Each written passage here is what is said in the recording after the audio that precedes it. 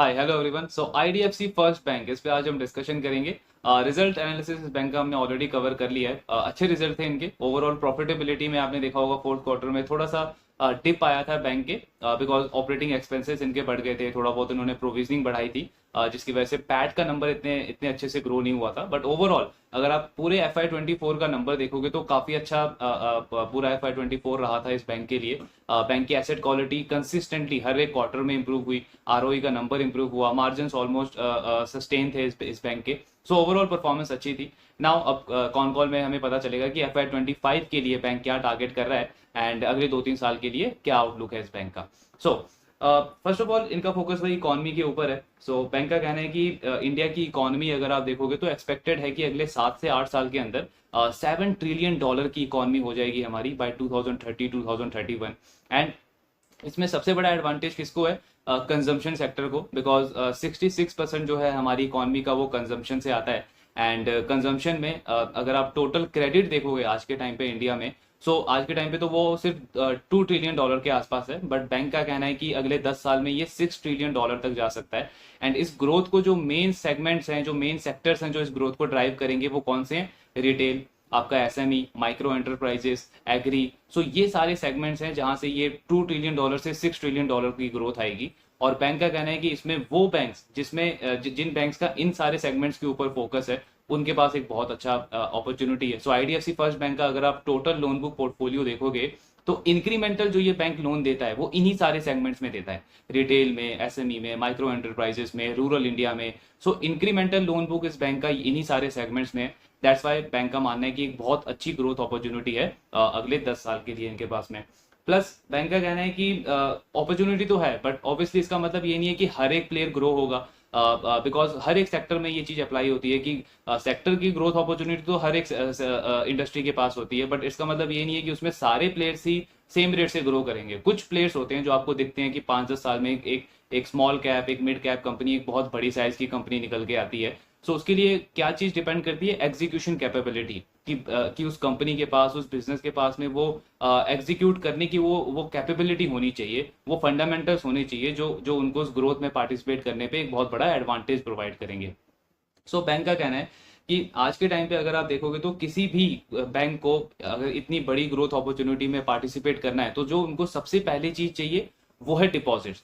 So actually में ये वाला जो पार्ट है इस पूरे कॉनकॉल का, ये बहुत ज्यादा इंटरेस्टिंग है, बिकॉज आपको इससे ये समझ आएगा कि हम तो सिर्फ नंबर्स देखते हैं आईडीएफसी बैंक के कि 4-5-6 साल में इस बैंक ने 40-50% से अपने डिपॉजिट बुक को ग्रो किया है, कासा रेशियो इसका बैंकिंग इंडस्ट्री में वन ऑफ द बेस्ट है, आरओई का नंबर इंप्रूव हुआ है, मार्जिन इंप्रूव। हम तो सिर्फ नंबर्स देख रहे हैं, बट ये वाला जो पार्ट है इससे आपको एक्चुअली पता चलेगा कि बैंक की स्टोरी क्या रही है पिछले 5-6 साल में, एंड क्यों ये बैंक अगले 5 साल, 7 साल, 10 साल के लिए एक one of the best bank लगता है करंट पोजीशन में। ट्रैक तो ऑब्वियसली हमें करना ही है, one of the best bank लगता है कि इतनी जो अच्छी ग्रोथ अपॉर्चुनिटी है पूरे इंडिया की इकोनॉमी में। सो उसमें ये क्यों बैंक ये इतना अच्छे तरीके से पार्टिसिपेट कर सकता है। सो ये वाला फेज बहुत इंटरेस्टिंग है।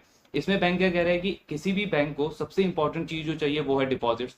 हमने भी इस चीज को बार बार डिस्कस किया है कि डिपॉजिट एक्चुअली में हार्ट है एक बैंक का। कोई ऐसा बैंक नहीं मिलेगा आपको इंडस्ट्री में जो एक बहुत बड़ा बैंक बन गया हो लेकिन उसके पास डिपॉजिट बुक ही नहीं है। सो डिपॉजिट बहुत ज्यादा मैटर करता है, और बैंक कह रहा है कि हमने डे 1 से इस चीज के ऊपर फोकस किया है कि डिपॉजिट बुक हमें बिल्ड करना है अपने बैंक के लिए। प्लस बैंक का कहना है कि डिपॉजिट बुक बिल्ड आपको मतलब एक ऑटोमेटिक उसमें सिस्टम होना चाहिए, एक प्रोसेस होना चाहिए आपके बैंक में। ऐसा नहीं कि हर बार आपको मार्केट में जाकर के बहुत एफर्ट डालना पड़ रहा है, कस्टमर्स को हायर इंटरेस्ट रेट देना पड़ रहा है, तब जाके वो कस्टमर आपके बैंक में आ रहा है, फिर उसका मतलब वो चीज सस्टेनेबल नहीं है। डिपॉजिट्स का मतलब ऑटोमेटिकली आपके बैंक में डिपॉजिट जो है वो फ्लो होना चाहिए, इस तरीके का एक ब्रांड बनना चाहिए। सो बैंक कह रहा है कि बिकॉज डिपॉजिट से क्या होता है, दो चीजें होती हैं। एक तो आपका एसेट वाला जो इंजन है, एसेट क्या है बैंक के लिए? लोन, जो वो लोन देते हैं, तो वो आपका ऑटोमेटिकली चलता रहता है, आप बहुत इजीली अपने लोन बुक को फंड कर सकते हो। दूसरा पार्ट क्या है? मार्जिन। अगर एक बैंक के पास में रिटेल डिपॉजिट अच्छा है, कासा उस बैंक का अच्छा है, तो आप ऑब्वियसली देखोगे कि उसके मार्जिन कंपेयर टू पीयर्स बहुत ज्यादा अच्छे होंगे, बिकॉज वहां पे आप ज्यादा इंटरेस्ट रेट चार्ज कर सकते हो अपने अपने लोन के ऊपर कस्टमर्स को। सो बीच का मार्जिन आपका बढ़ जाता है। मार्जिन बढ़ने का फायदा क्या है कि आपका आरओई ज्यादा हो जाएगा। सो ये सारी चीजें किस पे डिपेंड करती है? डिपॉजिट्स के ऊपर। डिपॉजिट अगर आपका हेल्दी है, रिटेल डिपॉजिट्स है, तो आपके मार्जिन बेटर होंगे, मार्जिन बेटर होंगे तो अल्टीमेटली आपका प्रॉफिट अच्छा होगा और हाई आरओई जो है वो हाई होगा इंडस्ट्री के अंदर। एंड आईडीएफसी बैंक का कहना है कि आज के टाइम पे अगर आप हमारा टोटल डिपॉजिट बुक देखते हो तो सिर्फ 2 लाख करोड़ का टोटल डिपॉजिट साइज है आईडीएफसी बैंक का आज के टाइम पे, जो कि पूरी इंडिया की बैंकिंग इंडस्ट्री के अंदर 1% का 1% भी नहीं है। मतलब इसका मार्केट शेयर अगर आप देखते हो आईडीएफसी बैंक का, तो हार्डली 1% का मार्केट शेयर है इस बैंक का टोटल इंडिया की डिपॉजिट्स के अंदर। टोटल डिपॉजिट कितनी है? 212 लाख करोड़, जिसमें से आईडीएफसी का कितना है? सिर्फ 2 लाख करोड़। सो अगेन एक बहुत छोटा सा प्लेयर है इस पूरी बैंकिंग इंडस्ट्री के अंदर आईडीएफसी बैंक। प्लस बैंक इसमें भी कह रहा है कि अगेन ये भी एक बहुत कोई जस्टिफिकेशन नहीं होता कि आपका साइज बहुत छोटा है तो आप ग्रो कर लोगे, बिकॉज इस हिसाब से तो जो सारे स्मॉल फाइनेंस बैंक्स हैं वो सब अगले 5-10 साल में एचडीएफसी बैंक बन जाएंगे, बट वो चीज पॉसिबल नहीं है। साइज आपका छोटा है, लेकिन अगेन ग्रो आप कर पाओगे नहीं कर पाओगे उस पर डिपेंड क्या करता है कि आपकी एग्जीक्यूशन कैपेबिलिटी क्या है, क्या कंपिटेटिव एडवांटेज है आपके पास कंपेयर टू पीयर्स। सो उसमें आईडीएफसी बैंक कह रहा है कि सबसे इंपॉर्टेंट चीज जो हमारे बैंक के लिए रही है, जो सबसे बड़ी अचीवमेंट रही है हमारे लिए लास्ट 5-6 ईयर्स में, वो है brand.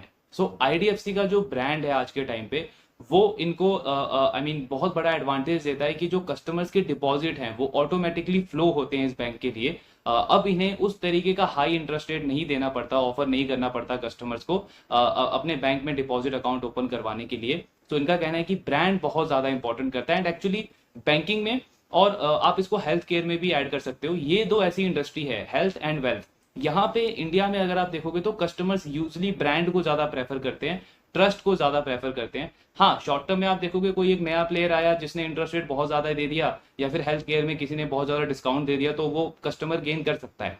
But in the longer run अगर किसी को एक बड़ा प्लेयर बनना है, सस्टेनेबल तरीके से ग्रो करना है, तो उसको एक ब्रांड बनाना ही पड़ेगा। कोई भी इंडिया में अपना जो हार्ड अर्न मनी है वो किसी भी ऐसे छोटे मोटे बैंक में नहीं ऐड करके रखता है। एंड यहाँ पे आप देखते हो कि जो पीएसयूज हैं इंडिया में, जो पब्लिक सेक्टर बैंक्स है like SBI, PNB, bank of Baroda, इनके पास में सबसे बड़ा एडवांटेज है इनका। अगर आप डिपॉजिट बुक देखते हो तो one of the largest deposit है इन बैंकों का इंडिया के अंदर। ये क्यों है? बिकॉज हमारे घर में जितने भी हमारे पेरेंट्स हैं या ग्रैंड पेरेंट्स हैं, उनका आप देखोगे कि एक ट्रस्ट बना होता है उनके ऊपर, सरकारी बैंकों के ऊपर, गवर्नमेंट बैंकों के ऊपर, एंड उनकी फर्स्ट प्रेफरेंस हमेशा से पीएसयू बैंक्स रहती है।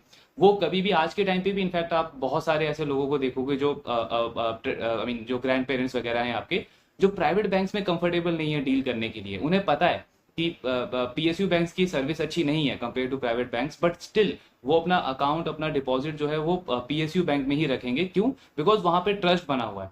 तो ट्रस्ट, ब्रांड एक बहुत बड़ा फैक्टर प्ले करता है बैंकिंग इंडस्ट्री के अंदर, एंड वही आईडीएफसी कह रहा है कि लास्ट पे 5-6 साल में जो हमने ब्रांड बनाया है अपना मार्केट के अंदर, ये एक सबसे बड़ा अचीवमेंट है हमारे लिए। बिकॉज अब हमारे बैंक में जो डिपॉजिट है वो ऑटोमेटिकली फ्लो होता है। देन दूसरी चीज बैंक का कहना है कि हमने प्रोडक्ट्स बहुत अच्छे बनाए हैं। सो ऐसे बहुत सारे प्रोडक्ट्स हैं जिन पे हम कोई भी एक्स्ट्रा फी चार्ज नहीं करते हैं। यूजली आप क्या देखते हो बैंक्स में, कई सारे ऐसे प्रोडक्ट्स हैं जब आप उसको बाय करते हो, उस प्रोडक्ट को लेते हो, क्रेडिट कार्ड हो या कोई भी ऐसा प्रोडक्ट हो, तो तब तो आपको टर्म्स एंड कंडीशंस कुछ और दी जाती है, बट देन आप देखते हो कि उस पर 0.5 पैसा या 0.110% आपको एक्स्ट्रा चार्ज करता है बैंक। एंड यूजुअली कस्टमर को उन चीजों का आइडिया भी नहीं होता, बिकॉज इतना डिटेल में जाके हम day to day transaction check भी नहीं करते हैं कि बैंक हमें कितना चार्ज कर रहा है।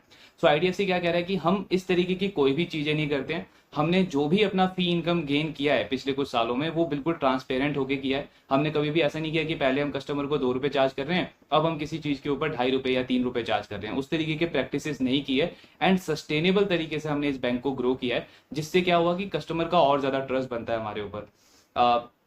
प्लस बैंक का कहना है कि जैसे आप क्रेडिट कार्ड देखते हो, सो क्रेडिट कार्ड में भी ये बहुत चीज होती है। जब आप किसी बैंक का क्रेडिट कार्ड लेते हो तो स्टार्टिंग में तो आपको ऑफर दिया जाता है कि एएमसी फ्री है, बट कुछ टाइम बाद आप देखते हो कि बैंक आपको 500 रुपए, 600 रुपए, 700 रुपए एएमसी चार्ज करना स्टार्ट कर देता है एनुअली। अब कस्टमर को तो लगता है कि ठीक है यार, साल का 500-600 रुपए देना है, बट आप अगर इसको इस तरीके से सोचो कि उस बैंक के पास हजारों लाखों कस्टमर्स हैं, तो सबसे अगर वो 500, 600, 700 रुपए ले रहा है तो उसके लिए एक बहुत बड़ी फी इनकम बन जाती है उस बैंक के लिए। सो अगेन आईडीएफसी कह रहा है कि इस तरीके की चीजें हम यहाँ पे फॉलो नहीं करते हैं। हमारे यहाँ पे सिंपल है, जो हम स्टार्टिंग में कस्टमर को फी चार्ज करते हैं वही कांस्टेंट रहती है। अननेसेसरी हम उसके पॉकेट के ऊपर अटैक नहीं करते हैं। प्लस इसका प्रूफ आपको कहाँ पे दिखता है? हमारे डिपॉजिट के नंबर में दिखता है। हमारा डिपॉजिट बुक जो कि 10,000 करोड़ का था रिटेल डिपॉजिट, आज के टाइम पे वो 1.5 लाख करोड़ का है। सो 5-6 साल में 10,000 करोड़ से 1.5 लाख करोड़ का डिपॉजिट बुक जो हमने बिल्ड किया है रिटेल के अंदर, वो इसका सबसे बड़ा प्रूफ है कि ये सारी सर्विसेज हम प्रोवाइड करते हैं बिना कस्टमर्स को कुछ एक्स्ट्रा चार्ज किए।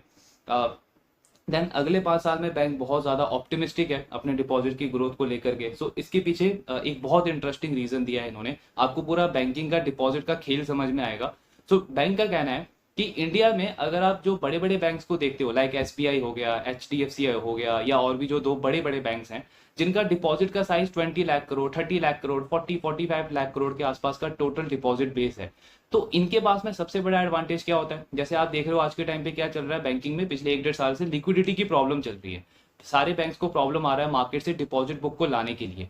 इन बैंकों के पास क्या एडवांटेज है कि इनके पास 30-40 लाख करोड़ का तो ऑलरेडी डिपॉजिट बुक बना हुआ है, इतना बड़ा।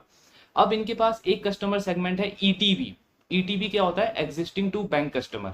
सो आईडीएफसी बैंक ये कह रहा है कि ये जो ईटीबी कस्टमर है जिनसे इस बैंक का 30-40 लाख करोड़ का डिपॉजिट बुक बना हुआ है, तो ये बैंक क्या करते हैं, बड़े बड़े बैंक्स साल का ऑलमोस्ट 5-6% का एनुअल इंटरेस्ट इनको दे देते हैं इन इन डिपॉजिट के ऊपर। तो 40-45 लाख करोड़ के ऊपर आपने 5 से 6% का एक्स्ट्रा इंटरेस्ट दे दिया, जिसके ऊपर वो एक्स्ट्रा डिपॉजिट आपके बैंक में ही बन गया। प्लस वो जो एग्जिस्टिंग कस्टमर हैं जो इस बैंक के साथ में डील कर रहे हैं उनको 5-6% साल का मिल रहा है। सो वो ऑब्वियसली जो फ्रेश पैसा है वो भी इसी बैंक में डालेंगे। तो एक तो एग्जिस्टिंग कस्टमर को आपने 5-6% इंटरेस्ट दे दिया, प्लस एग्जिस्टिंग कस्टमर ने और फ्रेश पैसा ऐड कर दिया, तो इनका 70% जो रिक्वायरमेंट होता है टोटल डिपॉजिट का एनुअली, वो इन्हीं से पूरा हो जाता है। एंड उसके साथ में एक और एडवांटेज क्या है कि ऑलरेडी इतना बड़ा ब्रांड है, तो इनको नए कस्टमर्स को एक्वायर करने में भी कोई खास प्रॉब्लम नहीं होती है, बिकॉज एक बहुत बड़ा ब्रांड बन चुका होता है। तो एग्जिस्टिंग कस्टमर से ही कई बार इनके एनटीबी भी आ जाते हैं। एनटीबी क्या होता है? New to bank customer. So ये एक सबसे बड़ा एडवांटेज है। इसीलिए आप देखते हो कि एचडीएफसी बैंक हर एक क्वार्टर में उसका जो नया डिपॉजिट जो वो लेके आता है, उसमें I think 3-4-5 small finance bank का आप टोटल डिपॉजिट बुक मिला दोगे, उतना एचडीएफसी बैंक सिर्फ एक क्वार्टर में नया डिपॉजिट लेके आ जाता है मार्केट में। क्यों? बिकॉज ये एडवांटेज है, उसके पास डिपॉजिट बेस बहुत बड़ा है, उस पर वो 5-6% का तो सिर्फ इंटरेस्ट दे देता है, जिससे एक्स्ट्रा डिपॉजिट बन जाता है। वो ईटीबी कस्टमर्स उसमें और फ्रेश पैसा डालते हैं, and with the help of brand और इतनी बड़ी लीगेसी है उसके पास में, वो एनटीबी कस्टमर्स को भी बहुत इजीली लेके आ जाता है। सो आईडीएफसी कह रहा है कि वो ये एक बहुत बड़ा कॉम्पिटेटिव एडवांटेज होता है बड़े बैंक्स के पास में इंडिया में। एंड क्योंकि अब हमारा बुक का साइज जो है वो 2 लाख करोड़ के आसपास हो गया है, तो अब थोड़ा बहुत हमें ये वाला एडवांटेज मिलने लगेगा। बिकॉज लास्ट जो 5 ईयर्स थे हमारे लिए एज अ बैंक, वो बहुत बड़े चैलेंजिंग थे, क्योंकि हमें 5-6 साल सिर्फ इस चीज को करना पड़ा। हमारे पास सिर्फ एक ही सोर्स था। क्या सोर्स था? NTB, new to bank customers. मतलब हमें हर क्वार्टर में फोकस करना है कि नए कस्टमर लाना है, नया कस्टमर लाना है। बट आज वो जो नया कस्टमर है वो एग्जिस्टिंग कस्टमर बन चुका है, और वो 2 लाख करोड़ का डिपॉजिट हमें ऑलरेडी दे रहा है आज के टाइम पे। अब हम भी ये सारी प्रैक्टिसेस कर सकते हैं उसको इंटरेस्ट दे करके, एंड क्योंकि हमारा भी ब्रांड बन चुका है, सो धीरे धीरे अगले जो 4-5 साल है उसमें हमें डिपॉजिट बुक को ग्रो करने में इतना बड़ा चैलेंज नहीं आएगा, बिकॉज सिस्टम बिल्ड हो चुका है, ब्रांड बन चुका है, प्रोसेस बन चुका है, ब्रांचेस बन चुके हैं। सो अब जो इंक्रीमेंटल डिपॉजिट हमें ग्रो करना है उसमें कुछ खास चैलेंज नहीं आएगा। इसीलिए आईडीएफसी बैंक जो है वो अपने आगे की ग्रोथ के लिए काफी ज्यादा कॉन्फिडेंट है।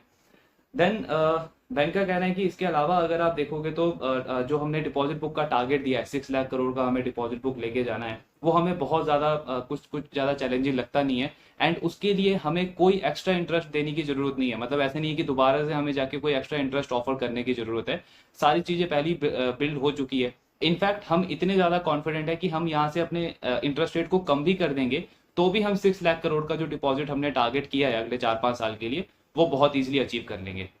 सो अगेन ये भी आपको कॉन्फिडेंस शो कर रहा है बैंक का। तो पहला पार्ट है डिपॉजिट। दूसरी पार्ट बैंक कह रहा है कि यूनिवर्सल बैंक। अब जो यूनिवर्सल बैंक होते हैं उनके पास बहुत सारे मल्टीपल लाइन होते हैं बिजनेसेस के। जैसे यूनिवर्सल बैंक जो है वो आपका एसएमई में लोन दे सकता है, रूरल में भी लोन दे सकता है, वेल्थ मैनेजमेंट भी कर सकता है, कैश मैनेजमेंट भी कर सकता है, एनआरआई बैंकिंग भी कर सकता है। मतलब उसके पास बहुत सारे प्रोडक्ट लाइन ऐड हो जाते हैं। एंड आईडीएफसी कह रहा है कि हमने लास्ट 4-5-6 साल में ये सारे प्रोडक्ट लाइन ऐड किए हैं। लाइक क्रेडिट कार्ड हमने 2-3 साल पहले ऐड किया है, वेल्थ मैनेजमेंट को बिल्ड किया है। सो ये सारे प्रोडक्ट लाइन हमने ऐड किया है, एनआरआई बैंकिंग ऐड किया है, और ये भी आगे जाके हमें एक अच्छी ग्रोथ में कंट्रीब्यूट करेगा हमें ओवरऑल। तीसरा रीजन क्या है? Customer service. तो बैंक का कहना है कि जब हमने ये बैंक बिल्ड किया था तो हमें बहुत सारा ऐसा फीडबैक आया कि हमारा कस्टमर सर्विस अच्छा नहीं है, मतलब कस्टमर्स हमें इजीली रीच आउट नहीं कर पा रहे हैं। तो हमने क्या किया, हमने एनआरआई के लिए पूरा कस्टमर सर्विस 24/7 बिल्ड किया। चैट के अलावा हमने मेल बिल्ड किया, मेल के साथ में हमने कॉल लाइन बिल्ड किया। सो इन सारी चीजों में हमें अपफ्रंट कॉस्ट लगी उस टाइम पे, बट हमने उन सारी चीजों को बिल्ड किया। तो आज हमारे जो कस्टमर्स है वो लॉयल है हमारे लिए, वो हमारे सर्विस से काफी ज्यादा बेनिफिट है। सो तीसरा जो बड़ा एडवांटेज है वो कस्टमर सर्विस से आता है। चौथा इनका कहना है कि हमारा बैंक का कल्चर बहुत अच्छा है, वर्क एनवायरनमेंट बहुत अच्छा है। देन पांचवा सबसे इंपॉर्टेंट पॉइंट है कॉस्ट ऑफ मनी। तो आईडीएफसी बैंक का कहना है कि जब हम एनबीएफसी थे, जो कैपिटल फर्स्ट जो पहले एनबीएफसी थी बैंक्स के साथ में मर्ज होने से पहले, तो उनका कहना है कि उस टाइम पे हमारा ड्रीम हुआ करता था कि हमारा कॉस्ट ऑफ मनी जो है वो हम 9.5% पे मार्केट से पैसा उठाते थे। तो हमारा ड्रीम हुआ करता था कि क्या ये कभी हम 7% पे भी उठा पाएंगे। बट आज आप अगर हमारा कॉस्ट ऑफ डिपॉजिट देखते हो तो वो 6.5% से भी कम है। एंड ये एक्चुअली में एक ड्रीम की तरह है, बिकॉज हमने 9.5% पे इतने एफिशिएंट तरीके से उस एनबीएफसी को रन किया है 12, 13, 14 साल तक, इतना हाई आरओई डिलीवर किया है, हाई प्रॉफिटेबिलिटी डिलीवर किया है। सो आज जब हमें ये सारी चीजें सिर्फ 6.5% पे मिलती है तो हम बहुत ज्यादा सुपर कॉन्फिडेंट फील करते हैं अपने फ्यूचर के लिए एंड ओवरऑल ग्रोथ आउटलुक के लिए। और इसके साथ में सबसे बड़ा एडवांटेज क्या रहा है, बैंक का कहना है कि जो सबसे इंपॉर्टेंट क्वेश्चन जो हमें हर बार पूछा जाता है, इनफैक्ट ये बहुत सारे इन्वेस्टर्स के माइंड में होता है कि आईडीएफसी बैंक एक बैंक है और ये ऐसा नहीं है कि ये माइक्रो फाइनेंसिंग करता हो पूरा, लेकिन उसके बाद भी इसका जो निम है, जो मार्जिन हैं, वो इतने हेल्दी कैसे होते हैं, 6.3, 6.4, 6.5% के आसपास मार्जिन कैसे रहते हैं इस बैंक के। और जबकि इसका क्रेडिट कॉस्ट बहुत लो है, क्रेडिट कॉस्ट इसका हार्डली 1.5%, उससे भी कम रहता है। सो बैंक का कहना है ये इसलिए पॉसिबल है बिकॉज हमारे पास एक बहुत सुपर एक्सपीरियंस है, एक बहुत अच्छा ट्रैक रिकॉर्ड है हमारे पास 14 सालों का, जो हमने कैपिटल फर्स्ट में किया था। तो हम क्या करते हैं, सबसे पहला चीज तो कैश फ्लो बेस्ड फाइनेंसिंग करते हैं। कैश फ्लो बेस्ड फाइनेंसिंग क्या होता है, वही जो यूग्रो कैपिटल का अगर आपको एनालिसिस याद हो, सो यूग्रो कैपिटल भी क्या करता था कि बैलेंस शीट के बेसिस पे फाइनेंसिंग नहीं दे रहा है। मतलब जब आप इंडिया में माइक्रो बिजनेसेस को लोन देते हो, स्मॉल बिजनेसेस को लोन देते हो, तो उनका बैलेंस शीट तो एग्जिस्ट करता ही नहीं है, मतलब उनके पास एसेट्स वगैरह तो इतने हैं ही नहीं। अब उनको एक कोई बड़ा ऑर्डर आया, उसके लिए उन्होंने ऑलरेडी एक बैंक से जो भी उनके पास एक एसेट था उसको कोलेटरलाइज रखा और वहां से लोन दे दिया। लेकिन बिजनेस तो ग्रो करना है, एम्प्लॉयज को सैलरी देनी है, रेंट देना है आपको, एंड उनके पास हार्डली 1 से 2 फैक्ट्री होती है। सो उसके बाद जब कोई नया ऑर्डर आता है उसको फिलफिल करने के लिए उनको आगे क्या कोलेटरल देंगे, उनके पास तो कोई कोलेटरल बचा नहीं। तो कैश फ्लो बेस्ड फाइनेंसिंग जो है वो वहां पे काम आती है, बिकॉज उसमें जो लेंडर है वो क्या करता है, उस पर्टिकुलर एंटरप्राइज का पूरा कैश फ्लो देखता है, उसका जीएसटी का रिटर्न कैसा रहा है, उसका आईटीआर का रिटर्न कैसा रहा है, उसका सिविल स्कोर ओवरऑल कैसा रहा है, बैंक स्टेटमेंट कैसा रहा है, बैंक में कैश की ट्रांजेक्शन किस तरीके की रही है। सो उसके बेसिस पे लैंड करता है। कस्टमाइज लैंडिंग होती है, ऐसा नहीं कि 1 साल 2 साल का ईएमआई आपने चार्ज कर दिया उस कस्टमर को, बिकॉज जो माइक्रो बिजनेसेस होते हैं उनके कैश फ्लो बहुत ज्यादा सिक्लिकल होते हैं। कई बार उनको जो आज का वो काम कर रहे हैं उसका पैसा उन्हें 3 महीने 6 महीने बाद आता है, तो मंथली ईएमआई पे करने की उनकी कैपेबिलिटी नहीं होती है, तो वहां पे कस्टमाइज प्रोडक्ट काम आता है। सो आईडीएफसी फर्स्ट बैंक क्या कह रहा है कि जो ट्रेडिशनल लैंडर्स हैं वो तो उसी तरीके से काम करते हैं, लेकिन हमें 14 ईयर्स का एक्सपीरियंस है इन कस्टमर्स के साथ में इस सेगमेंट में काम करने का, और वो एक बहुत बड़ा एडवांटेज है हमारे पास कि हम उन कस्टमर से डील करते हैं, हमें पता है उनका कैश फ्लो कैसा रहता है, उनका क्रेडिट ब्यूरो कैसा है, उनका बिजनेस किस तरीके से काम करता है, और उसके अकॉर्डिंग हम नीड बेस्ड फाइनेंसिंग करते हैं। हम ट्रेडिशनल लैंडिंग नहीं देते कि कस्टमर की कैपेबिलिटी नहीं है जब कि हर महीने की वो ईएमआई दे, उसको पैसा आना है 1-2 महीने बाद, और वो 1-2 महीने बाद एक साथ बैंक को देगा, वो मंथली की ईएमआई अफोर्ड नहीं कर सकता। सो बैंक जो है वो कस्टमाइज लैंडिंग करता है यहाँ पे कैश फ्लो के बेसिस पे। इसीलिए बैंक का कहना है कि ये एक बहुत बड़ा एडवांटेज है जो हमें अनेबल करता है कि हम थोड़े से ज्यादा इंटरेस्ट रेट चार्ज कर सकते हैं, लेकिन क्योंकि हमें एक्सपीरियंस है तो हमारी एसेट क्वालिटी वहां पे बहुत अच्छी होती है। प्लस दूसरा सबसे बड़ा एडवांटेज क्या है इस बैंक के पास में, रूरल लोन। सो इनका कहना है कि रूरल लोन के अंदर आपको तो सिर्फ दिखता है कि सिर्फ 24,000 करोड़ का लोन बुक है हमारा, लेकिन जो वो अब आप बाकी का पोर्टफोलियो देखते हो, रेस्ट जो अदर्स में अंदर आता है 16,000 करोड़, वो क्या है, वो 16,000 करोड़ है micro lab, micro home loan, micro financing, 2 wheeler loan, rural commercial vehicle loan, rural tractor loan, Kisan credit card loan, gold loan. So ये सारे प्रोडक्ट्स में हमने 14-15 साल काम किया है, हमें अच्छे से पता है कि रूरल कस्टमर्स का डिसिप्लिन कैसा रहता है, कैश फ्लो कैसा रहता है, एंड वहां पे हम रूरल कस्टमर्स को लैंड करते हैं और इतना हाई मार्जिन चार्ज करते हैं, बिकॉज हमें पता है कि वो रीपेमेंट करते हैं। हमारा एक बहुत बड़ा लॉन्ग रिलेशनशिप रहा है उन कस्टमर्स के साथ में, उस सेगमेंट के साथ में, एंड वो टाइमली रीपे करते हैं, इसलिए हमारी कलेक्शन एफिशिएंसी भी अच्छी है। और ये एक बहुत बड़ा एडवांटेज है इस बैंक के पास में कि इतना लो क्रेडिट कॉस्ट रख के भी ये इतना हाई मार्जिन चार्ज कर सकता है। इससे अगेन दो चीजें फायदे होते हैं इस बैंक को। पहला तो वही कि मार्जिन बहुत ज्यादा हो जाता है compare to other bank, because बाकी के बैंक जो है वो अर्बन कस्टमर्स, मेट्रो कस्टमर्स पे ही ज्यादा फोकस कर रहे हैं, रूरल कस्टमर उनके लिए थोड़ा सा रिस्की हो जाता है। बट क्योंकि इस बैंक को एक लीगेसी है, इनके पास 14-15 ईयर्स का एक्सपीरियंस है, तो इनका रिस्क नहीं है, वहां पे एक अच्छा खासा एक्सपीरियंस है इस बैंक को। प्लस दूसरा पॉइंट क्या होता है कि इनका जो पीएसएल की रिक्वायरमेंट होती है, सो हर एक बैंक को आरबीआई की तरफ से मैंडेट होता है कि जो आपका टोटल लोन बुक है उसका एक सर्टेन परसेंट आपको रूरल लोन में देना है, एग्री कस्टमर को देना है, किसान को देना है, ये एक सर्टेन रिक्वायरमेंट होती है। बैंक का कहना है कि जब हमारा बैंक बना था तब हमारे पास ये कैपेबिलिटी नहीं थी कि हम पीएसएल लोन को अफोर्ड कर पाए, और हमें अननेसेसरी आरआईडीएफ जो होता है, रूरल इंफ्रास्ट्रक्चर डेवलपमेंट फाइनेंस, उस बॉन्ड में हमें अपना पैसा डालना पड़ा। 3500 करोड़ की उस बॉन्ड को परचेज करना पड़ा इस बैंक को, एंड उस पर मिलता कितना था, हार्डली 3 से 3.5%।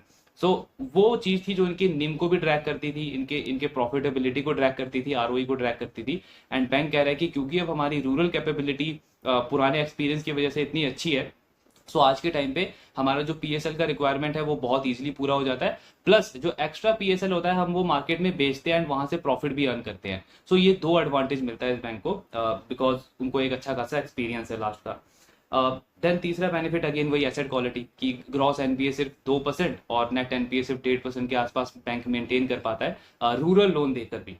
तो ये सारी चीजें हैं जो बैंक को कॉन्फिडेंस देती है कि आने वाले अगले 5-10 साल के लिए एक बहुत अच्छे तरीके से बैंक पूरे ग्रोथ में पार्टिसिपेट कर सकता है, एंड बहुत बड़ा बैंक की अगले 5-10 साल के अंदर बन के निकल सकता है।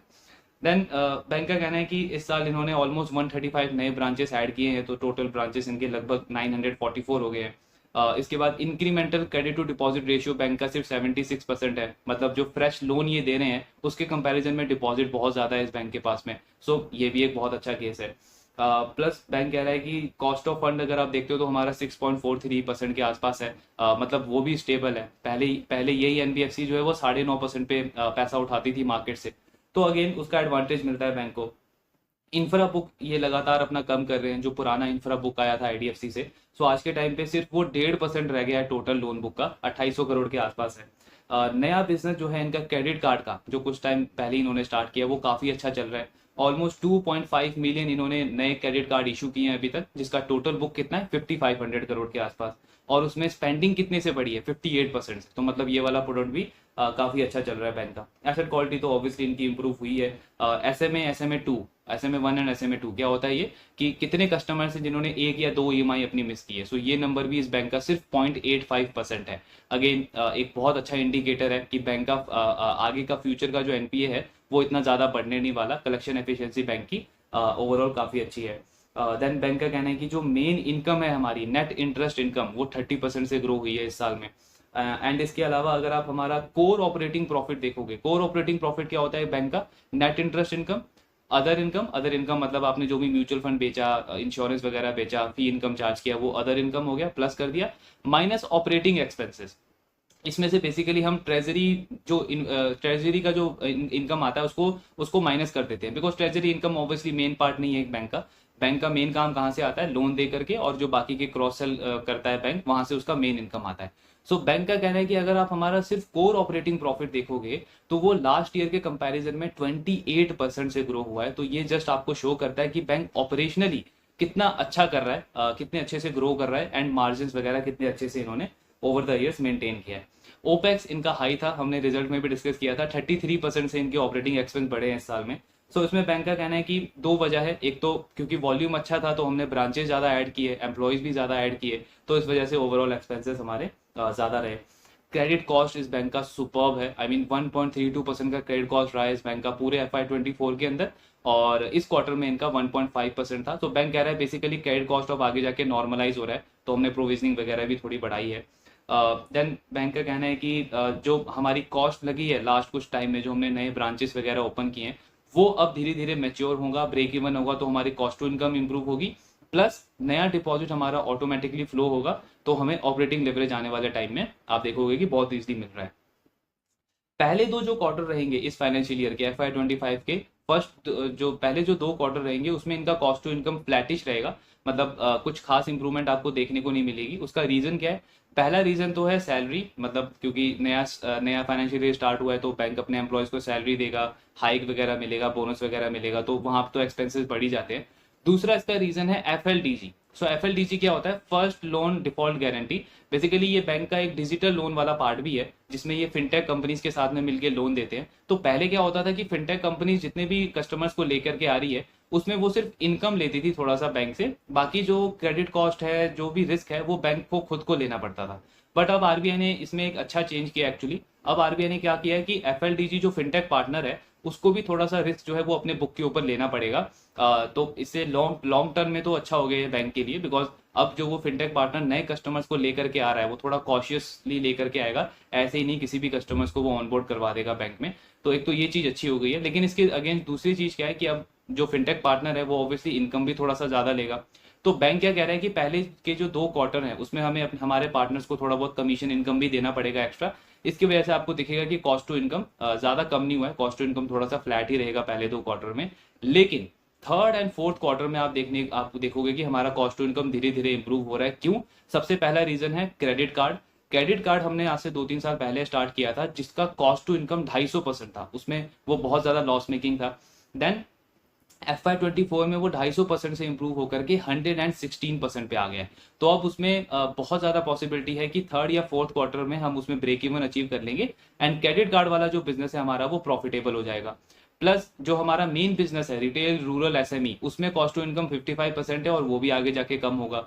होलसेल बैंकिंग में भी हमने ब्रांचेस वगैरह बिल्ड कर लिए है, आईटी इंफ्रा बिल्ड कर लिया है, 33% का कॉस्ट टू इनकम है वो भी कम होगा। तो ये सारी चीजें रिफ्लेक्ट होगी और आपको दिखेगा कि धीरे धीरे हमारा कॉस्ट टू इनकम कम हो रहा है और ऑपरेटिंग लिवरेज जो है वो बैंक का इंप्रूव हो रहा है। देन कंपनी का कहना है कि हाई ग्रोथ जो रहा है इनके डिपॉजिट का उसमें एक तो रीजन ये भी रहा है कि सिर्फ 5 साल पुराना बैंक है तो बेस छोटा है, तो नया डिपॉजिट ग्रो करना थोड़ा इजी हो जाता है, ग्रोथ इजी मतलब हाई दिखती है। दूसरा इनका कहना है कि आज के टाइम पे अगर आप हमारा पर ब्रांच डिपॉजिट देखोगे तो सिर्फ 200 करोड़ है, मतलब प्रोडक्टिविटी आपको थोड़ी सी कम दिखती है। और हमारा टोटल लोन डिपॉजिट बुक है 2 लाख करोड़, ब्रांचेस है हमारे 950 के आसपास। अब हमने टारगेट दिया है कि अगले 5 साल में हम ब्रांच डिपॉजिट को 6 लाख करोड़ लेके जाएंगे। तो इसका मतलब ये नहीं है कि हम हमारे ब्रांचेस को भी 3 गुना कर देंगे, 900 का ब्रांचेस 2700 का ब्रांचेस हो जाएंगे, ऐसा नहीं है। हम हार्डली 500 से 600 या 700 नए ब्रांच ऐड करेंगे एंड सिर्फ 600-700 ब्रांचेस पे ही हम 2 लाख करोड़ से 6 लाख करोड़ पे पहुंचेंगे, बिकॉज हमने आईटी पे इन्वेस्ट किया है, हमने ब्रांचेस पे इन्वेस्ट नहीं किया है, हमने सिस्टम पे इन्वेस्ट किया है, प्रोसेसेस पे इन्वेस्ट किया है और हमारी प्रोडक्टिविटी आप देखोगे आने वाले टाइम में डबल होगी। सो उसका एडवांटेज मिलेगा, जो ब्रांचेस की कॉस्ट है वो कम होनी स्टार्ट हो जाएगी, कॉस्ट टू इनकम कम हो जाएगा, प्लस ऑपरेटिंग लिवरेज हमारे बैंक को मिलेगा आने वाले टाइम में, बिकॉज लाइबिलिटी एक ऐसा पार्ट है जो हमारे ओवरऑल कॉस्ट टू इनकम को थोड़ा बहुत ड्रैग कर रहा था। एंड अब क्योंकि ब्रेक इवन होते जा रहा है ब्रांचेस का, प्रोडक्टिविटी बढ़ेगी एम्प्लॉयज की ओवरऑल बैंक की, तो आप देखोगे ग्रोथ आएगा लेकिन कॉस्ट नहीं बढ़ेगी, जिससे प्रॉफिटेबिलिटी आरओए आरओई और अच्छे से इंप्रूव होगा हमारे आने वाले टाइम में। देन बैंक का कहना है कि इस फाइनेंशियल ईयर में क्रेडिट कॉस्ट की गाइडेंस जो है वो 1.65% की है, बिकॉज नॉर्मलाइजेशन अब हो रहा है। नॉर्मलाइजेशन का मतलब क्या है कि जो पुराने बैड लोन से रिकवरी आ रही थी उसमें से एक बड़ा पार्ट तो ऑलरेडी आ गया है, तो अब कुछ खास बचा नहीं है कि आप और बैड लोन रिकवर करो। सो प्रोविजनिंग के नंबर थोड़े से अब आपको दिखेंगे ज्यादा और क्रेडिट कॉस्ट आपको 1.65% पे दिखेगा। ऑल दो बैंक का कहना है कि इंटरनली तो हम सुपर कॉन्फिडेंट है कि हमारा क्रेडिट कॉस्ट 1.6% के आसपास रहेगा, but still as a guidance हम 1.65% का क्रेडिट कॉस्ट दे रहे हैं। देन मार्जिन, अब एक और बैंक कह रहे हैं कि एक और रीजन जो है जो अगले 5-10 साल के लिए हम सुपर कॉन्फिडेंट है, उसका रीजन क्या है कि हमारे बैंक का जो निम है, मार्जिन है, वो सुपर हाई है, लेकिन जो क्रेडिट कॉस्ट है वो लो है। और ये इंडस्ट्री में बहुत रेयर है, बहुत ही कम ऐसे बैंक है जो इस तरीके के मार्जिन पे ऑपरेट करते हैं और क्रेडिट कॉस्ट इतना लो होता है। तो ये एक सुपर कॉन्फिडेंस देता है आईडीएफसी को कि अगले 5, 6, 7, 8, 10 साल तक ये बहुत अच्छे तरीके से ग्रो करेंगे। देन कॉस्ट टू इनकम पे इनका कहना है कि इस साल ये गाइडेंस को मीट नहीं कर पाया। इनका टारगेट था कि कॉस्ट टू इनकम FY24 में भी कम होगा, लेकिन वो नहीं हो पाया बिकॉज बैंक ने बाकी चीजों पे इन्वेस्ट किया, क्रेडिट कार्ड पे इन्वेस्ट किया, किसान क्रेडिट कार्ड पे इन्वेस्ट किया, गोल्ड लोन पे इन्वेस्ट किया, वेल्थ मैनेजमेंट पे इन्वेस्ट किया, अलग अलग चीजों पे इन्वेस्ट किया। प्लस क्योंकि इंटरेस्ट रेट बढ़ गए थे और वहां पे इनको डिपॉजिट तो ग्रो करना ही था, उसको वो रोक नहीं सकते थे, सो उस पर भी इनकी कॉस्ट ज्यादा बढ़ गई। तो इसलिए बैंक कह रहा है कि इस वजह से आपको दिख रहा है कि कॉस्ट टू इनकम की जो गाइडेंस थी हमारी FY24 में उसको हम मीट नहीं कर पाए। लेकिन आने वाले टाइम में आप देखोगे कि ये सारे प्रोडक्ट्स में जो हमने इन्वेस्ट किया है, ब्रांचेस में इन्वेस्ट किया है, इन सबका रिफ्लेक्शन आपको दिखेगा, ये हमारे प्रॉफिट में कंट्रीब्यूट करेंगे। एंड देन FY26, FY27, 28 में आप देखोगे कि हमारा प्रॉफिटेबिलिटी में बहुत अच्छा इंप्रूवमेंट आ रहा है, जंप आ रहा है, आरओए बढ़ रहा है, आरओई बढ़ रहा है। सो हम कभी भी इस चीज से पीछे नहीं हटेंगे कि अगर हमें फ्यूचर की ग्रोथ पे इन्वेस्ट करना है तो हम आज उसको रोक दें जस्ट बिकॉज कि हमें कॉस्ट टू इनकम का गाइडेंस मीट करना है। सो हमारे लिए वो मैटर नहीं करता है, बिकॉज हमें पता है एज अ बैंक अगर हम एक कमर्शियल बैंक है तो हमें कस्टमर को हर एक सर्विस देनी है, उसे क्रेडिट कार्ड भी देना है, उसे वेल्थ मैनेजमेंट भी देना है, उसे जो इनका फास्टैग है उसमें इनका बहुत यूपीआई का वॉल्यूम आता है, वो भी बहुत अच्छा कर रहा है, सो उसमें भी इन्वेस्ट किया है, पूरा आईटी इंफ्रा दिया है, कस्टमर केयर में इन्वेस्ट किया है, तो हमने हर एक चीज में अपफ्रंट कॉस्ट ली है सो दैट बैंक फ्यूचर के लिए रेडी रहे और एक बड़ा बैंक बन के निकले अगले 5 से 10 साल के लिए। आरओए का इनका टारगेट है कि आने वाले टाइम में 2 से 3 साल में जो अभी 1.1% का आरओए है वो 1.5% तक इंप्रूव होगा। लोन ग्रोथ बैंक FY25 के लिए 22 से 23% का टारगेट कर रहा है। सो लोन बुक की ग्रोथ ऑलमोस्ट वही जो गाइडेंस है इनकी 20 से 25% की, उसी के आसपास है। देन बैंक का कहना है कि जो क्रेडिट टू डिपॉजिट रेशियो है वो 80% से कम ही रहेगा। इसका मतलब क्या कि इस साल में भी ये डिपॉजिट ज्यादा देंगे, लोन बुक की ग्रोथ कम रहेगी कंपेयर टू डिपॉजिट बुक। 22-23% की लोन बुक ग्रोथ बहुत अच्छी है, लेकिन डिपॉजिट बुक जो है वो इससे हायर रेट पे ग्रो करेगा। सो ये चीज है। देन आईडीएफसी कह रहा है कि हमने कभी भी बल्कि डिपॉजिट के ऊपर फोकस नहीं किया है। हमारे पास बहुत सारे ऐसे कॉर्पोरेट्स आते हैं जो 500, 600, 700 करोड़ का डिपॉजिट, बल्क डिपॉजिट रखना चाहते हैं हमारे बैंक में, बट हम वो चीज नहीं करते। हमारा फोकस हमेशा से रिटेल डिपॉजिट के ऊपर रहा है, बिकॉज वी नो कि अगर हमें लॉन्ग टर्म में एक बड़ा बैंक बनना है तो रिटेल डिपॉजिट के ऊपर फोकस करना है, और वही सबसे बड़ा एडवांटेज है हमारा आज के टाइम पे। देन बैंक कह रहा है कि रूरल पोर्टफोलियो में हम क्यों इतना अच्छा करते हैं। अगेन उसका सबसे बड़ा रीजन क्या है, 14 ईयर्स का एक्सपीरियंस। 14 साल तक हमने इन सेगमेंट में लोन दिया है, हमने लोन अगेंस्ट प्रॉपर्टी दिया है, माइक्रो लैब दिया है, माइक्रो होम लोन दिया है, किसान क्रेडिट कार्ड दिया है, गोल्ड लोन दिया है इन कस्टमर्स को, माइक्रो फाइनेंसिंग की है। और 14 ईयर्स में हमने बहुत सारे मल्टीपल साइकिल्स देखे हैं। एक ही साल में कितने सारे साइकिल्स होते हैं इन कस्टमर का, कभी कैश फ्लो अच्छा होता है, कभी कैश फ्लो खराब होता है, एंड हमें वहां पे बहुत एग्जैक्टली पता है कि कस्टमर्स का जब कैश फ्लो खराब है तब हमें किस तरीके से डील करना है, उनकी इनकम में थोड़ा सा अगर प्रॉब्लम आ रहा है तब वहां पे किस तरीके से उन्हें सपोर्ट करना है, एंड लोन की रिकवरी को मेक श्योर करना है। सो ये एक बहुत बड़ा एडवांटेज है जो बहुत सारे बैंकों के पास नहीं है, क्योंकि बहुत सारे बैंक आज भी जब रूरल लोन में जाएंगे तो उनके लिए वो एक नया चीज है और वहां पे उन्हें सारी चीजें जीरो से स्टार्ट करनी पड़ेगी। वीजा वीज आईडीएफसी के मैनेजमेंट को ऑलरेडी क्योंकि 14 ईयर्स का एक्सपीरियंस है, तो ये एक बहुत बड़ा एडवांटेज है, क्योंकि कंपनी अपने क्रेडिट कॉस्ट को, एसेट क्वालिटी को मेंटेन करते हुए एक हाई मार्जिन चार्ज करता है, और ओवरऑल प्रॉफिटेबिलिटी इस बैंक की बहुत ज्यादा रहती है। देन बैंक अगेन वही कह रहा है कि अगर आगे भी हमें फ्यूचर में इन्वेस्ट करना पड़ा तो हम करेंगे, just for the sake of कि हमें कॉस्ट टू इनकम इंप्रूव करना है, हम उससे पीछे नहीं हटेंगे, तो फ्यूचर पे इन्वेस्टमेंट हमारा चलता रहेगा। देन एक बहुत इंपॉर्टेंट चीज बैंक कह रहा है कि इन्वेस्टर्स का बहुत ज्यादा फोकस रहता है कि पैट नहीं बढ़ रहा, प्रॉफिट नहीं बढ़ रहा, बट वो बैंक के फंडामेंटल्स को भूल जाते हैं। सो लास्ट 5 साल में हमारे लोन बुक का जो ग्रोथ है वो सिर्फ 13% है, लेकिन प्री प्रोविजनिंग ऑपरेटिंग प्रॉफिट जो कि मेन प्रॉफिट होता है एक बैंक का, उसकी ग्रोथ 40% रही है। तो ये चीज क्या शो कर रहा है कि बैंक ऑपरेशनली कितना अच्छा कर रहा है, लेकिन लोग सिर्फ पैट के नंबर को देखते हैं, आरओए को नंबर को देखते हैं, लोग भूल जाते हैं कि ये सिर्फ 5 साल पुराना बैंक है।